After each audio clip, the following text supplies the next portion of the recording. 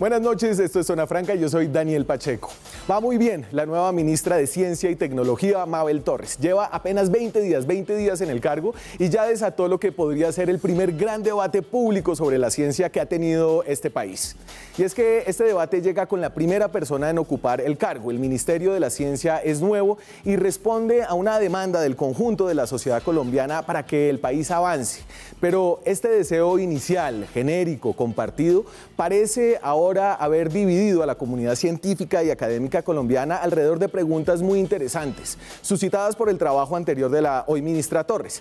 En este debate hay gente que por un lado piensa que la ciencia en Colombia debe ser sobre todo la ciencia rigurosa, la ciencia metódica de los estándares internacionales. Por otro lado, hay otra gente que piensa que en Colombia es posible desarrollar un conocimiento científico propio, un conocimiento científico construido con otros métodos, con saberes tradicionales y ancestrales presentes ya en nuestro territorio.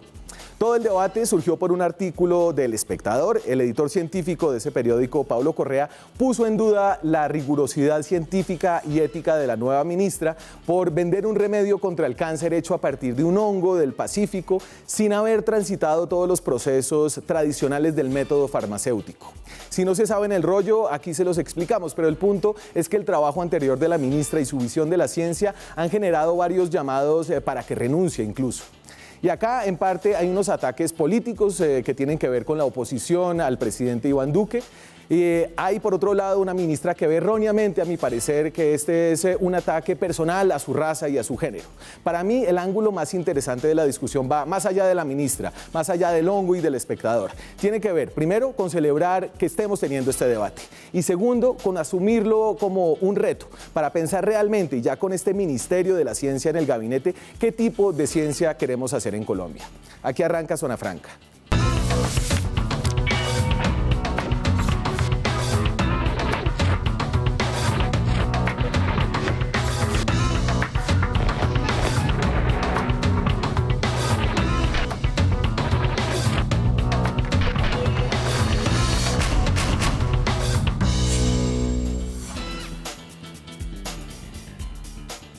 Y me da mucho gusto tener este debate. Estos debates en esta mesa suelen ser políticos, suelen ser a veces tensionantes entre ideologías, pero hoy estamos teniendo un debate científico con una cantidad de doctores de verdad, no doctores de los otros.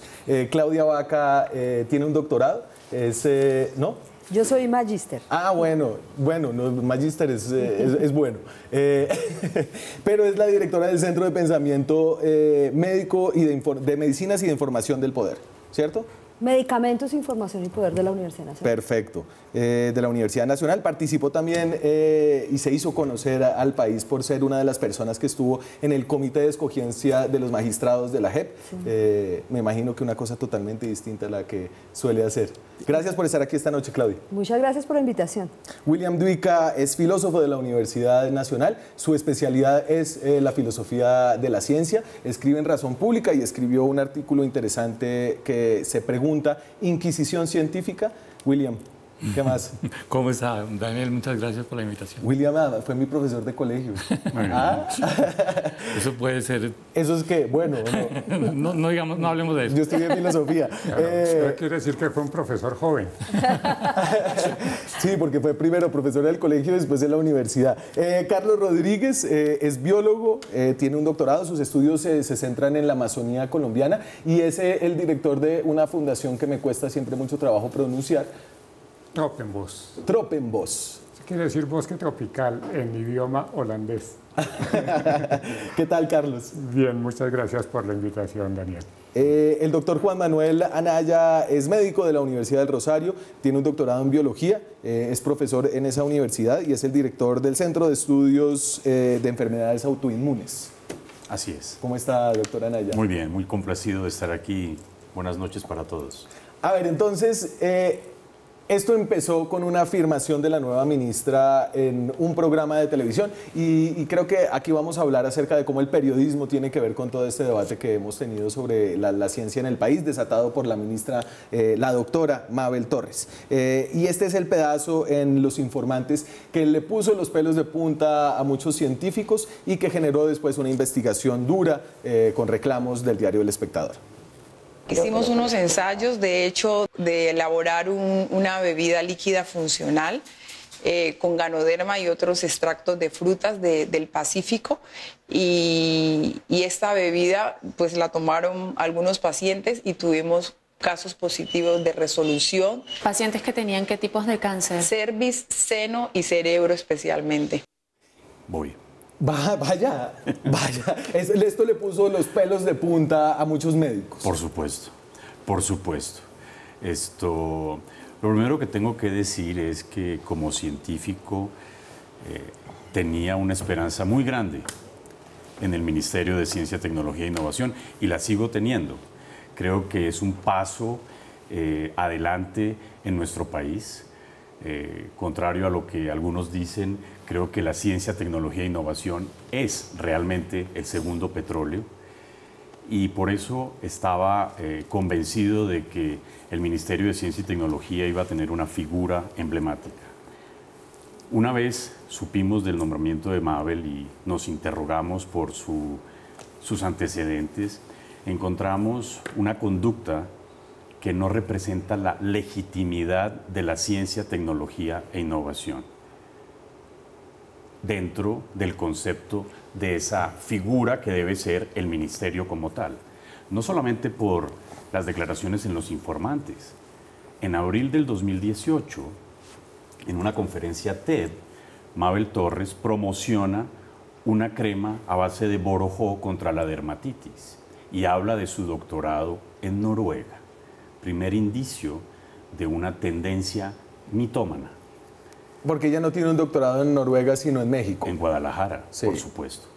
En segundo lugar, en la conferencia de Los Informantes, claramente dice que le dio a pacientes con cáncer que se mejoraron. Resolución en el argot médico es que se les quitó el cáncer. Que se les quitó el cáncer. Y no cualquier cáncer. Cáncer de cuello uterino, ovario y cerebro. Posteriormente, sin ningún tipo de prejuicio, afirma que no fueron 14, sino 45 pacientes. Y en la misma entrevista a Pablo Correa, le afirma que por rebeldía se saltó todos los patrones y la normatividad que existe. Yo debo informarles que en Colombia el Ministerio de Salud tiene una normatividad para todos los estudios clínicos, llámese ensayo terapéutico o no, que data del 93. El mismo Colciencias desde hace 4 o 5 años viene haciendo un trabajo muy serio en ética y bioética de la investigación clínica. Pero todo entonces, esto, venga. perdón. Entonces yo lo quiero mostrar entonces lo que hace el espectador después, para que la gente que no está enterada un poco del debate se empape. Hablemos de la ministra y después pasemos a la discusión que es más interesante y de fondo. Dame el argumento científico, digamos, que expone el espectador para decir que la nota se titula La ministra de la Ciencia y su dudosa promesa contra el cáncer. Si Mabel Torres no tiene una línea de investigación sobre el potencial terapéutico del ganoderma, porque no había publicado suficientes artículos para decir que el ganoderma curaba el cáncer, esa no era su línea de investigación, ¿por qué fabricó una bebida y comenzó a tratar pacientes? ¿Por qué se saltó todos los difíciles estudios químicos, los estudios con animales y finalmente las largas etapas de experimentación con humanos? Según ella, porque, y abre comillas, había una sola manera de probarlo y era ver cómo funcionaba en pacientes. Esta es su área, Claudia. Esa es mi área. Yo quiero decir primero que tal vez estamos frente a un falso dilema en el sentido de la importancia del uso tradicional y ancestral, en especial de las fuentes naturales, como una aproximación que tienen las poblaciones para resolver los problemas de salud. La etnofarmacología o la observación de lo que sucede digamos, en esas comunidades, y yo diría que casi la totalidad. Tal vez en la última etapa del desarrollo de la farmacología ha cambiado un poco por la explosión de productos biotecnológicos, pero antes de eso casi todo el desarrollo farmacéutico se logró gracias a la observación de la forma como se usaban las plantas, y gracias a esa observación se dio este salto a la consolidación de un sector que hoy es poderoso. Entonces, yo diría que ahí no está el dilema. El problema, ¿dónde está? ¿Entre los remedios tradicionales? No, yo creo que el problema, hay como dos grandes problemas. Por un lado está digamos, la ligereza que se tuvo en designar a Mabel Torres como ministra de Ciencia y Tecnología, desconociendo lo compleja que es la comunidad médica y lo compleja que es la comunidad en la cual iba a estar, digamos, liderando y protagonizando el desarrollo de la política pública. Si hay alguna comunidad que tiene unos códigos cerrados, si hay alguna comunidad que es profundamente elitista, y una comunidad que además de eso, yo diría que discrimina y es goda, digámoslo de esa manera. Pero en la forma como opera así, saltarse esos códigos es un asunto complejo. Creo que el desacierto que tuvo en este momento el gobierno, sobre todo después de que nos dimos cuenta de todas estas declaraciones, es no haber pensado y haber seleccionado con pinzas y con mucho cuidado la persona que iba a dialogar con esa comunidad académica de la cual yo insisto es una comunidad elitista y cerrada. Y yo tengo ahí un punto, y es que de entrada, por ejemplo, en la cita es lo que a mí me animó a escribir, cosas como la que se dicen en la cita. Ahorita le tengo otra peor. Porque dice que la doctora Torres no tenía una línea de investigación en el asunto y se saltó los procedimientos que debían cumplir, y es justamente porque no tenía una línea de investigación que no había el contexto para situarse en el rigor de los procedimientos para testear una... Es decir, a mí lo que me parece es que hay una confusión acerca de cómo es el método científico, cuál es el orden que eso corre, ¿sí? Que eso tiene. Y me parece que una distinción que es muy básica de la filosofía de la ciencia y quizá ya arcaica, es la distinción entre el contexto de lo que llaman el contexto del descubrimiento y el contexto de la justificación. Y a mí me parece que le están haciendo exigencias del contexto de la justificación, procedimientos estandarizados, etcétera, etcétera. Nadie niega eso, pero le están haciendo esa exigencia a un contexto distinto. ¿Qué es el contexto del descubrimiento? Que es el contexto en el que un investigador toma elementos de donde pueda, porque literalmente es así.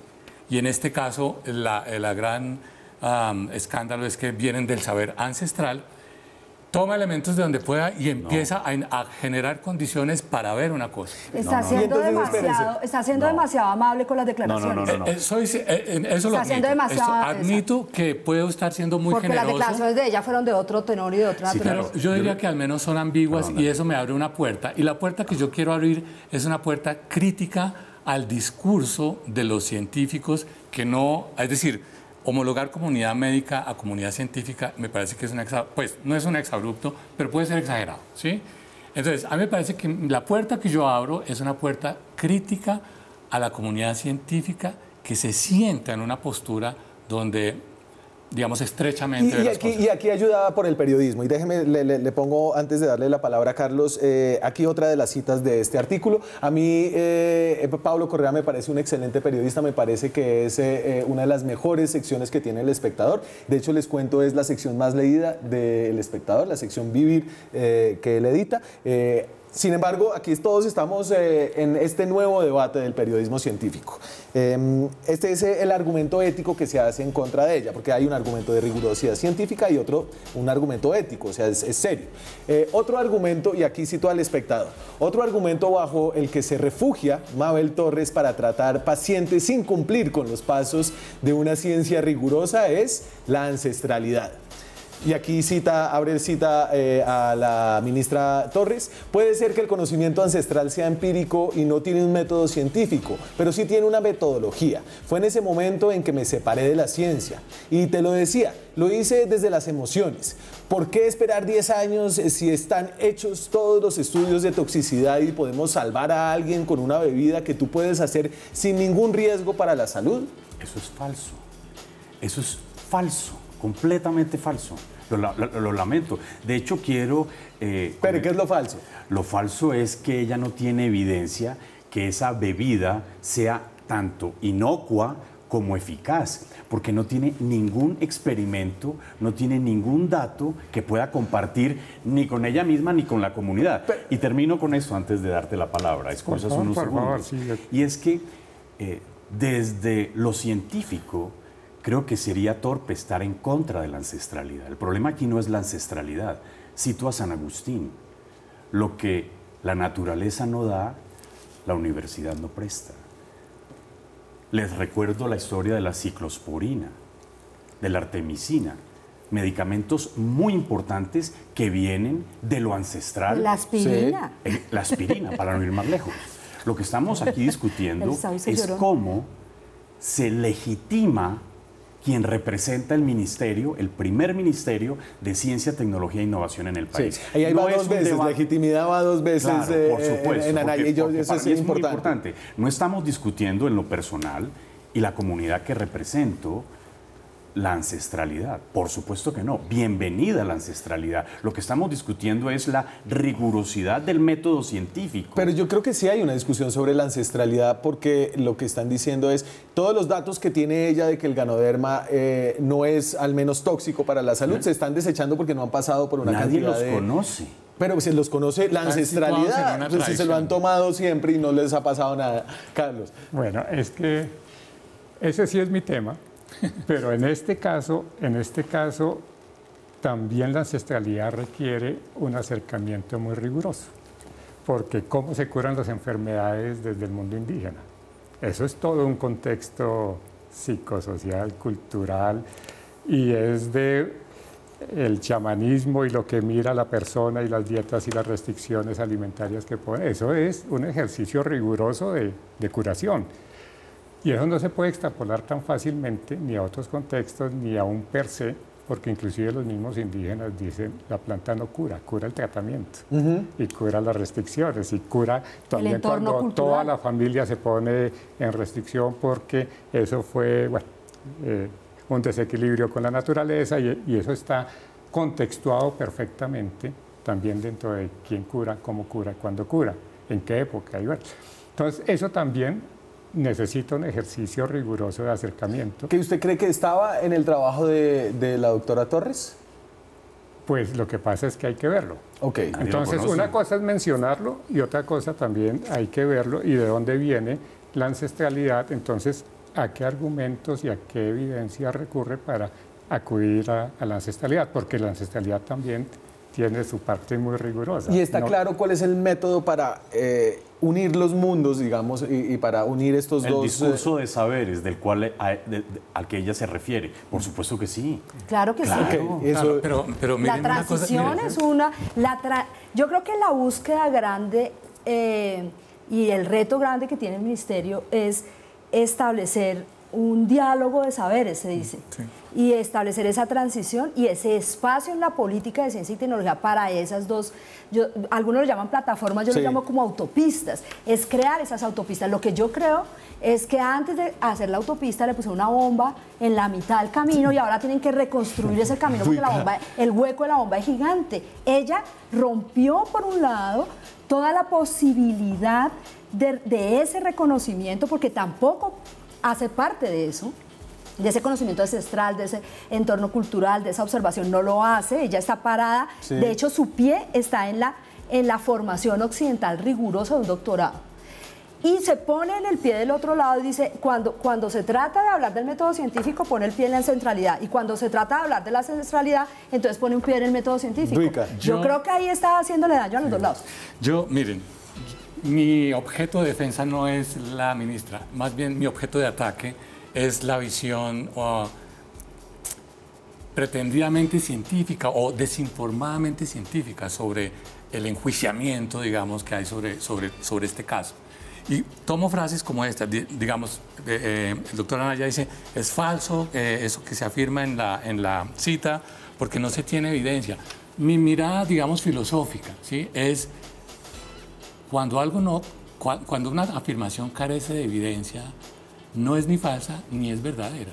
O sea, justamente en el asunto de la investigación, claro, por supuesto. Claro, la ciencia. Yo lo que quiero es ver filosóficamente, si se puede hablar en esos términos, el debate, para notar que hay una serie de prejuicios, digamos que en filosofía llamamos prejuicios epistemológicos, por supuesto, acerca de la rigurosidad científica. Y este es un tipo de desliz conceptual que me parece que está alimentando la discusión. Perfecto. Una afirmación sin evidencia es una hipótesis. Me voy a nuestra primera pausa. Estamos hablando de ciencia en Colombia, ciencia a la colombiana. Y creo que esa es la discusión que ha suscitado la nueva ministra de Ciencia y Tecnología. Ya regresamos. Seguimos en Zona Franca. Esta noche hablamos de ciencia a la colombiana, a propósito del nuevo Ministerio de Ciencia y Tecnología, a propósito de la polémica por la llegada de una ministra a la que ya le quieren pedir, o ya le han pedido la renuncia a varios, porque antes vendía una bebida hecha a base de un hongo del Pacífico y la promocionaba como algo que podía curar y había curado el cáncer en algunos casos, algo que la comunidad científica no avala. La comunidad científica, ¿cuál es el veredicto de la comunidad científica acerca de esto? Entendiendo que los veredictos en la ciencia nunca son finales, solo son temporales. Por eso lo llamo el veredicto temporal de la ciencia sobre el ganoderma, gracias a mi profesor de filosofía. O sea, ella tiene una hipótesis y así termina el filósofo, y yo creo que la epistemología en eso es clara. Claudia, espéreme, deme un segundito que le voy a leer. Entonces, esto lo cito del Espectador, del mismo artículo, es un metaanálisis sobre el ganoderma que hace ese científico chino, que no voy a tratar de pronunciar su nombre, y entonces dice, a pesar de los estudios preclínicos han establecido propiedades a pesar de que los estudios preclínicos han establecido propiedades antitumorales prometedoras del extracto del ganoderma lucidium, los resultados de este metaanálisis no confirman de manera concluyente los hallazgos de estudios anteriores. El uso del ganoderma lucidium solo no demuestra beneficios clínicos significativos para lograr una mejor respuesta tumoral. Ese es al menos un veredicto científico, sí. ¿Cierto? Y con esa conclusión uno diría que no hay evidencia suficiente para establecer que tiene una actividad antitumoral. El asunto es que esa es una hipótesis de la doctora Mabel, y para comprobar esa hipótesis ella debería esclarecer y establecer la forma como se va a aproximar. Si lo va a hacer a través de un método de epistemologías distintas, no entiendo cómo lo haría. Pero Manuel, debería declararlo. Carlos, ¿es falso entonces que el ganoderma pueda curar el cáncer según lo que dice la ciencia? ¿Hay otros saberes que podrían decir algo distinto? Es que aquí nos metemos en un tema complejo.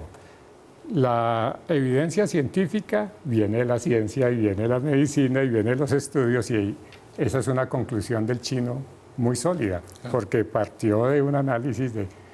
Un metaanálisis es un análisis de muchos otros estudios, ¿cierto? Pero entonces, ¿qué otro método? Pues hay otro método, es al que nos tenemos que acercar, pero tenemos que acercarnos a ver con expectativa, porque ¿cuál es el otro método? Yo quiero ver cuál es el otro método. Yo quiero entender cuál es el que quiere ella. Sí hay evidencia también de curación en comunidades locales del cáncer y todo. Los indígenas, cuando curan con alguna planta, definen eso exactamente como cáncer o no, yo no sé, pero curan cierto tipo de enfermedades con eso y mantienen la salud. Entonces, en el diálogo de saberes, ahí hay un espacio gigantesco. A mí lo que me preocupa es que por utilizar también el conocimiento tradicional se desvirtúe las bondades que tiene el conocimiento tradicional y que se desvirtúen las maravillas que tiene el conocimiento tradicional para dialogar también con la ciencia y para trabajar juntos en la creación de nuevo conocimiento. Eso es lo que a mí realmente me preocupa. Pero en pruebas científicas y estas, pues obviamente la única que tenemos es la que se ha hecho desde la medicina y desde la ciencia. A ver, y Mabel Torres tenía una compañía que se llama Selvacéutica, que vende este tipo de productos, vende también productos cosméticos, y esto no lo vende como una medicina, ¿cierto? Eso está claro. Lo vende como una posibilidad y le dice a los pacientes, ustedes sigan con su quimio, sigan con sus vainas, esto puede o puede no ayudarlos, pero yo creo que ha ayudado a gente. No, ella promociona algunos, o promocionó. Creo que su discurso lo ha venido tergiversando y amañando de una manera muy astuta, pero ella promocionó, por ejemplo, en abril del 2018 en la conferencia TED, que es pública, entre otras, una crema a base de borojó para la dermatitis. Entonces, mire, ustedes... Y una observación que a mí me ha llamado mucho la atención. Cuando uno trabaja en una línea de investigación, generalmente se vuelve monotemático. Quien ha trabajado en cáncer 12, 25, 20 años, nunca sabremos cuánto porque a cada periodista le da una cifra diferente, pues ese es el tema de la línea de investigación, de su proyecto de vida. En el 2018 Mabel Torres no menciona para nada el cáncer. Promociona su crema contra la dermatitis. Pero a ver, pero entonces, y déjeme... Y aparece pero yo en creo que agosto del aquí- 2019, habiendo tratado, nunca sabremos Pero yo creo que cuántos aquí pacientes aparece con otro cáncer. elemento. Yo siento que aquí no hay una... que no hay, yo vuelvo al punto del falso dilema. Yo creo que aquí entendemos que existen diferentes aproximaciones. Ellas se deben declarar en términos explícitos de si se trata en el marco del método científico o no. Creo que acá no hay eso. Tampoco está en el diálogo de saberes ni en el conocimiento, en el medio de la cultura y en la forma como se usa el ganoderma en Asia, que además es de origen asiático.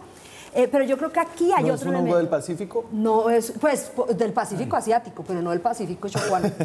Y entonces no está representando esa ancestralidad. Ella no está representando eso. Y estoy de acuerdo con Carlos en el sentido de que esto pudiera poner en riesgo una serie de observaciones y unos elementos culturales en otra autopista, de esa otra forma de acercarse al conocimiento que termina tergiversándose. Pero yo sí quisiera decir que acá el gran elemento distorsionador tal vez lo ha puesto el doctor Anaya, y nosotros desde el Centro de Pensamiento hemos tratado de poner ese punto de una manera más explícita, y es que hay una confusión gigante entre la producción de conocimiento, el acercamiento diferenciado al conocimiento y el ánimo de emprendimiento. Yo creo que el salto Claro, grave porque ella era una y difícil, emprendedora. y entonces cuando hablamos de emprendimiento, entonces el atajo se vuelve muy seductor. Y en realidad yo lo que siento... Yo que no está me puedo pasando- esperar 10 años para darle este... Cuando dice ella eso, está diciendo yo voy a tomar un atajo. Y si yo tomo un atajo, ese atajo tiene que ver con dos cosas. Con ella y su contexto y su postura y su ética, que digamos que voy a tratar de ser cuidadosa, de no cuestionarlo, y las señales y los incentivos que se están generando en el discurso nacional sobre política de ciencia y tecnología acerca del emprendimiento y los científicos como empresarios. Claudia, entonces, eso me parece yo aquí súper peligroso. Voy a interpretar y voy a hacer una interpretación acerca de las intenciones del gobierno nacional. Y este no fue un caso de que no le había revisado la hoja de vida a la ministra, no sabía que la señora vendía hongos, ni que trabajaba en territorios, ni que era una emprendedora. No, este era precisamente el enfoque que le quería dar a este ministerio. Y yo creo que este pedazo del discurso que dio el presidente cuando posesionó a la ministra ayuda como a que discutamos esa postura. La ciencia es un vehículo para la transformación de la sociedad. Y Mabel Torres refleja no solamente ese talento dedicado a la ciencia, sino que representa la berraquera, el talante y el ejemplo de la mujer chocuana para todo nuestro país. Y no se quedó solamente en la aproximación académica analítica, sino que también decidió aventurar por el emprendimiento aplicado. Entonces, eso era lo que quería el presidente para este ministerio. Ese fue el discurso de la selección de Mabel Torres, y yo creo que despersonificando el tema, la señal de que los científicos al final tienen que convertirse en emprendedores es Economía naranja. la economía naranja. Sí, me parece que ahí hay un intento justamente de eso, de conectar o de pretender generar un discurso que conecta el desarrollo científico, tecnológico, con la economía naranja, con una vía de desarrollo que tiene que ver con ese concepto de emprendimiento. Eso, de entrada, no tiene por qué ser visto como algo negativo. Pero a mí lo que me parece negativo es que se genera una cultura científica. Ahora ya no solo hablo de los digamos, problemas conceptuales que hay acerca del asunto, sino una cultura científica que está asociada a la producción de bienes, a la producción, digámoslo así, capitalista. Miren que el concepto de producto de conocimiento es un concepto que se ha parado en su ambigüedad, porque obviamente las personas que trabajan en el conocimiento y la investigación generan y producen conocimiento, sí, pero ese es un sentido de la producción. Y otro sentido es la idea de la producción asociada a la línea Ford, a la línea de usted va chequeando en su línea, que es el CEBELAC, los artículos publicados, las citas que le hacen. Es decir, aquí hay un concepto de producción de conocimiento que me parece que está distorsionado y que genera esta dinámica de la articulitis. Pero aquí sí hay una gran pregunta en Colombia y es cómo aprovechar una cantidad de riqueza biológica, de riqueza y de conocimientos diversos de las distintas culturas que hay en Colombia para darle una mejor forma de vida a las personas y producir conocimiento original y distinto. Y nadie ha logrado un poco cerrar esa brecha entre la gran riqueza que tenemos, pero que no somos capaces de explotar de ninguna manera. Perdón, ¿no? Daniel, pero precisamente gracias por esa observación, porque justamente desde la misión de Sabios hicimos una propuesta dirigida específicamente a ese punto. Claro, usted compartió Misión de Sabios con la doctora Torres. Sí, correcto. Sí, por supuesto que sí. Ella estaba en otro foco, yo estaba en el foco de Ciencias de la Vida y de la Salud. Y una de las propuestas dentro de las 65 propuestas que se le presentó al Gobierno Nacional es precisamente el fortalecimiento del ecosistema científico mediante la integración de los institutos que hacen ciencia, tecnología e innovación. Menciono el Instituto Sinchi, que se ocupa de la Amazonía y de la riqueza de la Amazonía, que tiene repertoriado cerca de 60 plantas con potencial medicinal, pero no tiene cómo estudiarlas. Pero está también Agrosavia, que tiene riqueza biotecnológica que puede aportarle al Instituto Sinchi para que haya investigadores que pueden venir de otros institutos y dedicarse a estudiar qué hay detrás de esas plantas. En Colombia hay investigadores muy serios, como por ejemplo Susana Fiorentino, que estudia cuál es el potencial medicinal de esas plantas o de las plantas que hay en Colombia en cáncer, y ha dedicado gran parte de su vida a hacerlo sin ningún atajo, sin ninguna rebeldía científica, sino de manera muy seria. Es que el discurso de la ciencia no es un discurso internacional como queriendo decir, de afuera nos dicen qué es lo que tenemos que hacer. El discurso de la ciencia es un discurso global, universal, que se aplica en la selva de la Amazonía como en las capitales de cualquier país industrializado. A ver, y ahí no lo podemos no estoy separar. seguro si usted está de acuerdo con eso, Carlos, pero volvemos con la respuesta después de comerciales. Esta noche hablamos de ciencia a la colombiana, tenemos Ministerio de Ciencia y Tecnología y entonces ahora estamos discutiendo qué tipo de ciencia y qué tipo de ministra queremos en ese ministerio. O ministro. Daniel, es la figura. Déjeme intentar una síntesis de lo que hemos logrado, porque Por yo favor. creo que aparentemente teníamos una gran controversia y no, estamos de acuerdo en muchas cosas importantes.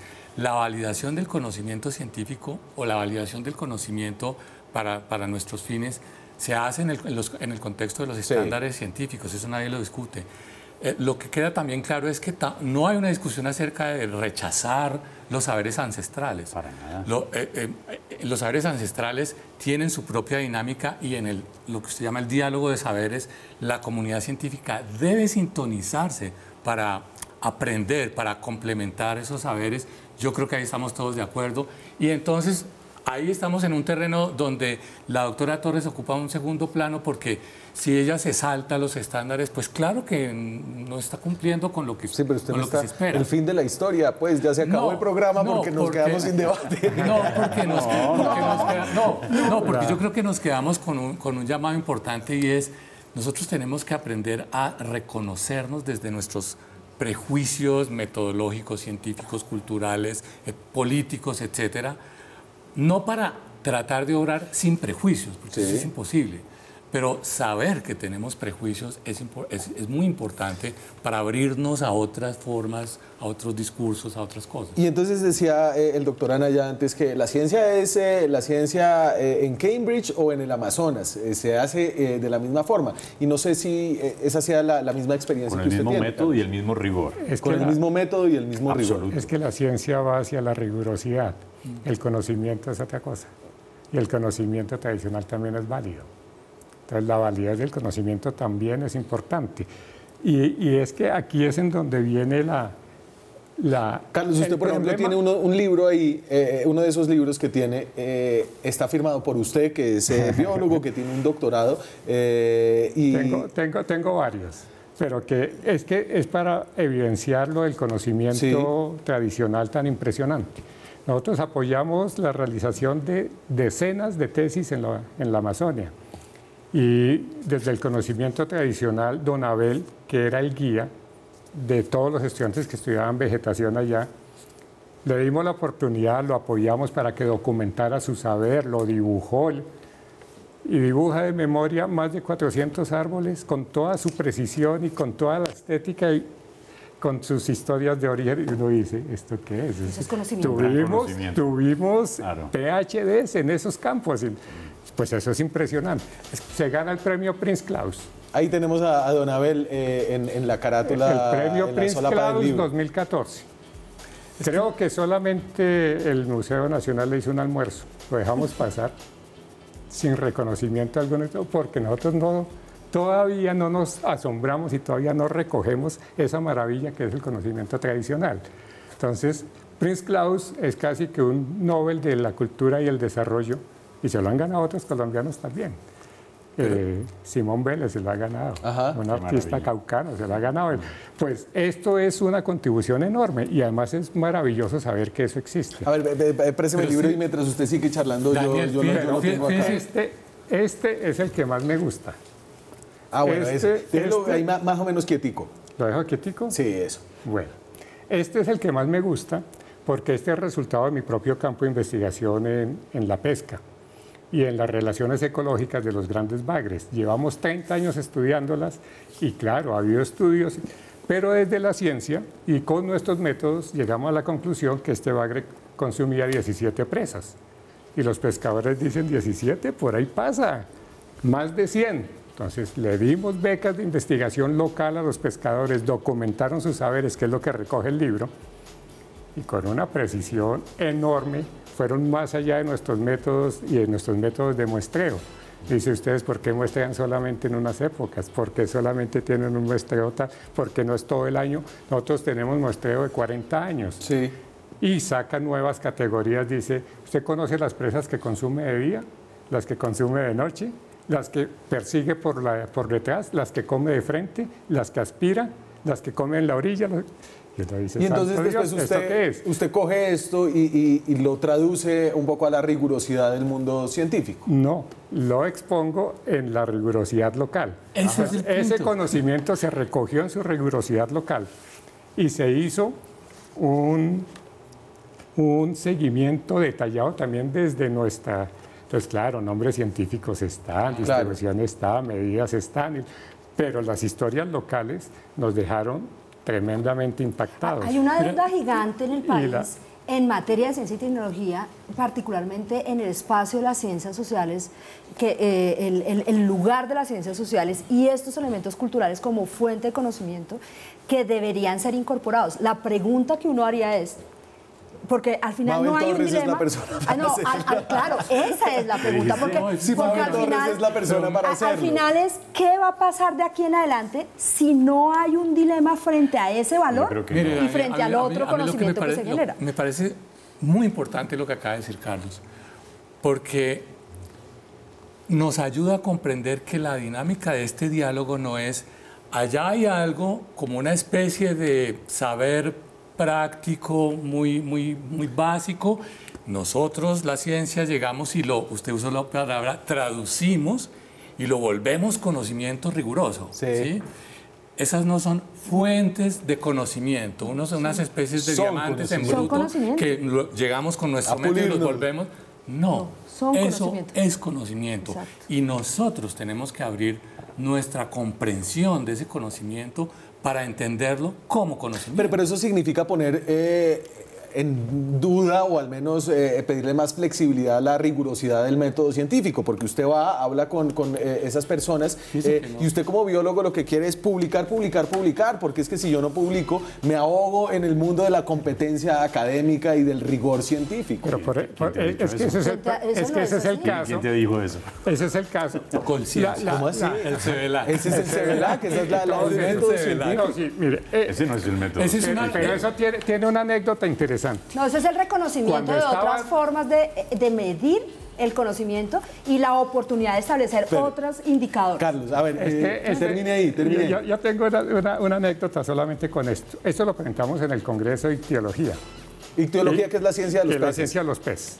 Entonces los colegas dicen, pero hasta que no haya una colección de referencia específica y de los años pasados, pues no se puede, no puede ser, pero la hacemos y la hacemos a través de ilustraciones.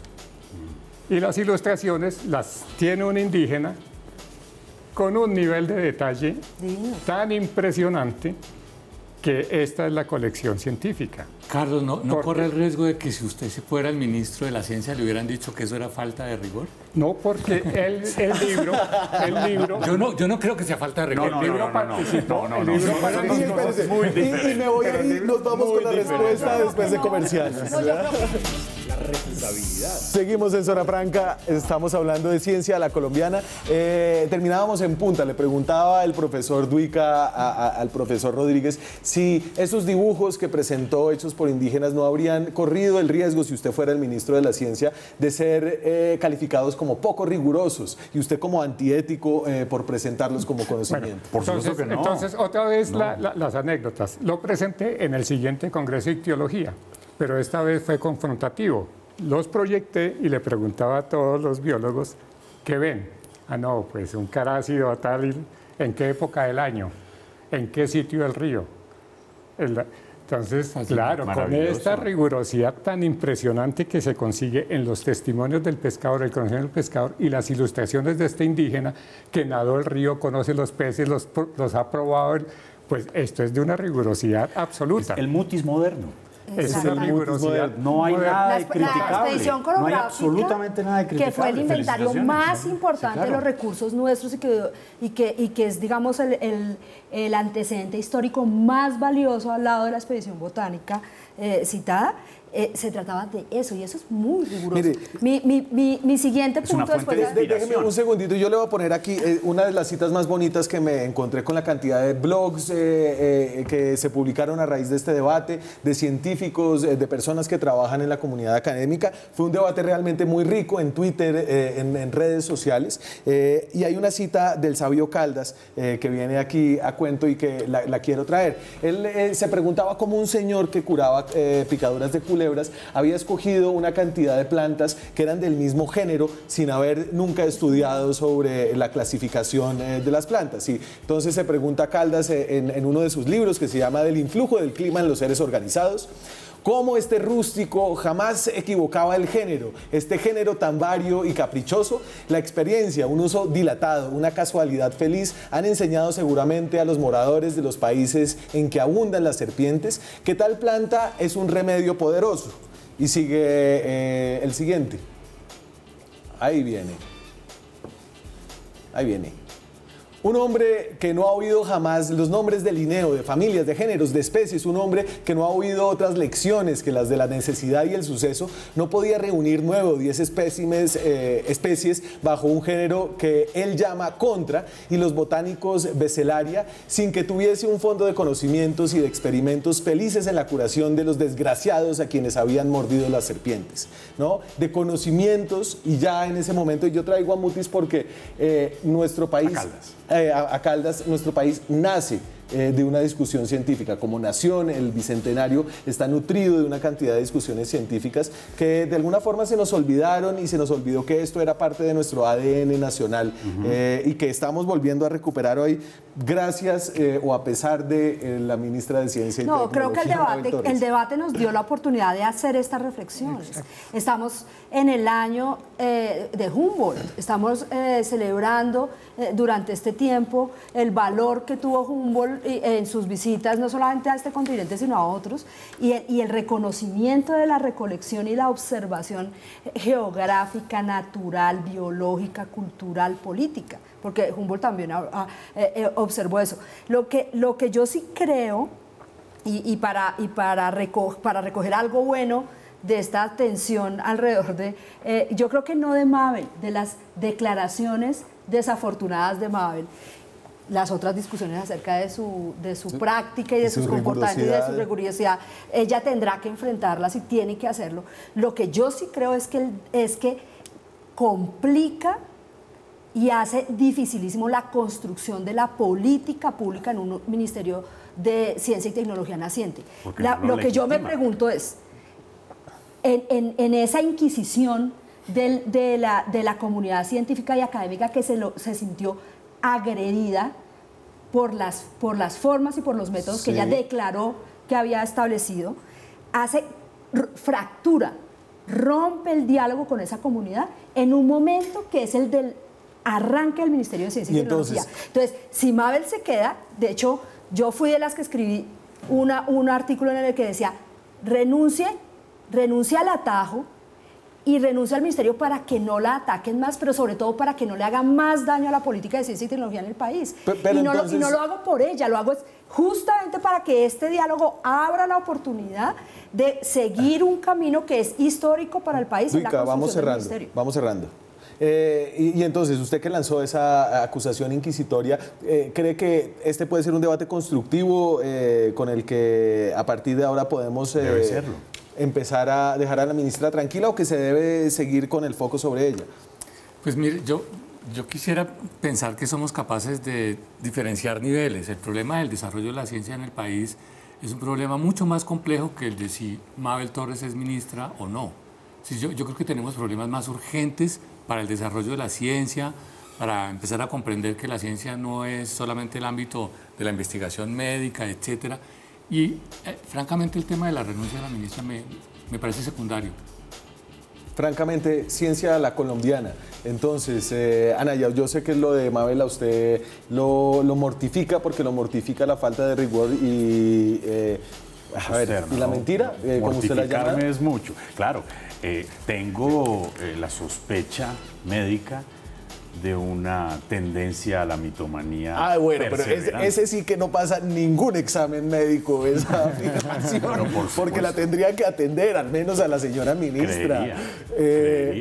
Creería. De hecho, no se ha mencionado aquí que creo que es la primera vez que todas las asociaciones científicas, todas las academias o las más importantes academias de ciencias se han pronunciado en contra de la conducta y de las declaraciones de quien ocupa el cargo ministerial. Señor. Las academias salieron. Cargo que es deslegitimado y que, como lo acaba de decir la doctora Claudia Vaca, fractura cualquier diálogo y el avance necesario de la política pública en ciencia y tecnología. Se me acaba el tiempo. Ciencia a la colombiana, Carlos. Pero yo creo que es la oportunidad para que también desde sus comienzos la ministra abra los espacios con toda la rigurosidad, incluyendo los conocimientos ancestrales, los diálogos de saberes y todo lo que se tiene que formular en políticas públicas para que el saber pueda progresar, pueda desarrollarse en las condiciones en que tenemos en el país. Con eso nos fuimos. Muchas gracias por haber estado aquí esta noche. Fue realmente un debate provechoso y eso no sucede todos los días. Muchas gracias. Nosotros nos vemos la próxima semana con más periodismo, con más debate, con más opinión. Chao.